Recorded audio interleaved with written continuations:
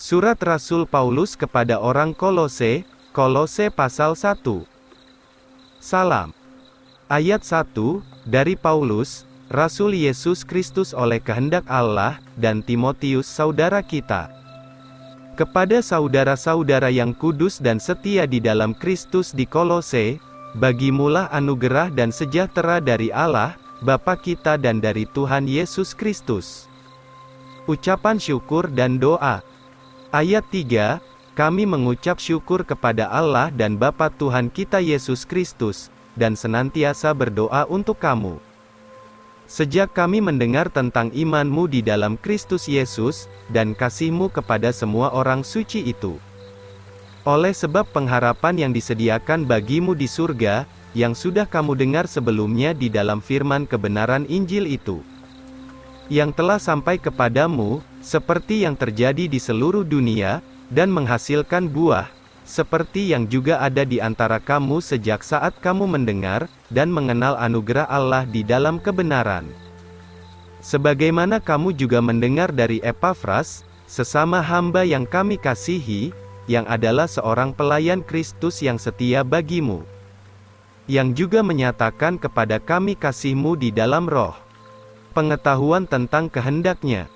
Ayat 9, sebab itulah kami juga, sejak saat kami mendengarnya, kami tidak henti-hentinya berdoa untuk kamu, dan memohon supaya kamu boleh dipenuhi dengan pengetahuan tentang kehendaknya, di dalam segala hikmat dan pengertian rohani. Supaya kamu boleh berjalan dengan layak di hadapan Tuhan, memperkenankan di dalam segala hal, berbuah-buah di dalam segala pekerjaan yang baik, dan bertambah-tambah di dalam pengetahuan akan Allah. Dikuatkan dengan segala kekuatan menurut kuasa-Nya yang mulia, kepada segala kesabaran dan ketabahan menderita dengan sukacita. Keutamaan Kristus. Ayat 12, mengucap syukurlah kepada Bapa, yang sudah menjadikan kita berlayak, untuk mengambil bagian dalam warisan orang-orang suci di dalam terang. Ia telah melepaskan kita dari kuasa kegelapan, dan memindahkan kita ke dalam kerajaan Putranya yang dikasihi. Di dalam Dia kita beroleh penebusan melalui darah-Nya, yaitu pengampunan dosa-dosa. Dia adalah gambar dari Allah yang tidak kelihatan, yang sulung dari semua ciptaan. Sebab segala sesuatu diciptakan oleh Dia, yaitu yang ada di surga, dan yang ada di atas bumi, yang kelihatan maupun yang tidak kelihatan, baik tahta atau penguasa, atau pemerintahan atau kuasa, segala sesuatu diciptakan oleh Dia dan untuk Dia. Ia sudah ada sebelum segala sesuatu, dan oleh-Nya ada segala sesuatu. Dan Dia adalah kepala dari tubuh, yaitu gereja. Dia adalah yang awal, yaitu yang sulung dari antara orang mati, supaya Ia menjadi yang terutama di dalam segala sesuatu. Sebab berkenanlah kepada Bapa bahwa segala kepenuhan itu ada di dalam Dia. Dan setelah Ia membuat perdamaian melalui darah dari salib-Nya, Ia mendamaikan segala sesuatu kepada diri-Nya sendiri melalui Dia, baik hal-hal yang ada di atas bumi, ataupun hal-hal yang ada di dalam surga. Dan kamu yang dulu diasingkan, dan adalah musuh-musuh Allah di dalam pikiranmu dengan perbuatan-perbuatan yang jahat, namun sekarang sudah diperdamaikannya.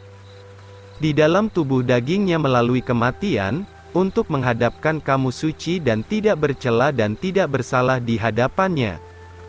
Bila kamu tekun di dalam iman yang tertanam dan kokoh, dan tidak tergeserkan dari pengharapan Injil, yang sudah kamu dengar, dan yang sudah diberitakan kepada setiap makhluk yang ada di bawah langit, dan yang olehnya saya ini, Paulus, menjadi seorang pelayan. Rahasia besar yang mengubah bangsa kafir. Ayat 24, sekarang saya bersukacita di dalam penderitaan saya karena kamu, dan menggenapkan di dalam daging saya apa yang kurang di dalam penderitaan Kristus, demi tubuhnya, yaitu gereja. Olehnya saya sudah dijadikan seorang pelayan, menurut pengaturan Allah yang diberikan kepada saya bagimu, untuk menggenapkan firman Allah.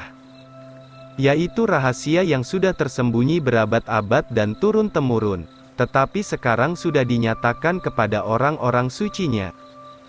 Kepada mereka, Allah hendak menyatakan betapa kayanya kemuliaan rahasia ini di antara bangsa-bangsa kafir, yaitu Kristus di dalam kamu, itulah pengharapan kemuliaan. Dialah yang kami beritakan dengan memperingatkan setiap orang, dan mengajar setiap orang di dalam segala hikmat, supaya kami boleh menghadapkan setiap orang sempurna di dalam Kristus Yesus. Sebab untuk tujuan inilah saya juga berlelah, berusaha keras sesuai dengan karyanya yang bekerja di dalam saya dengan kuasa.